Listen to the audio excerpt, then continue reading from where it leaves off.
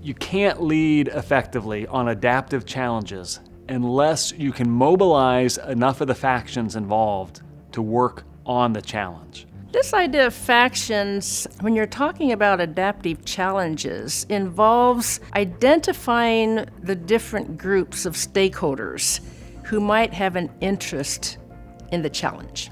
Factions are people or groups of people who have a stake, a small stake or a big stake in a particular issue or a problem that you might be facing. So a faction might be all the young professionals in an organization. Another faction might be the senior executives.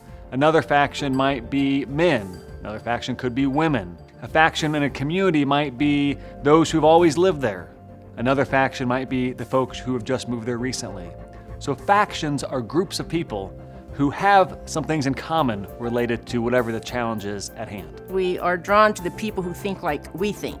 One of the ways to exercise leadership is to seek out people that maybe have a different viewpoint than we have. You can't make progress or you won't solve your challenge unless you're able to get viewpoints from these multiple factions. Most often, people fail to think about engaging those unusual voices, the people who aren't at the quote-unquote table when decisions are made.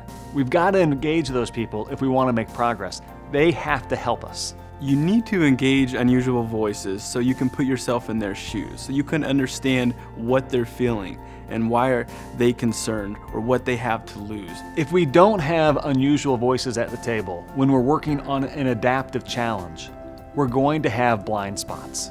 We're not going to understand the problem in its entirety. Different factions have their own values. They have different things that they might be loyal to. You engage them, you talk to them, you ask them questions, and really understand why is this change affecting them? Because it will affect them in a different way than it affects you, and in a different way than it affects a lot of other people. Leadership is about helping people change, helping people adapt. That means they're leaving things behind. So helping people with that involves knowing what's at stake for them as a faction.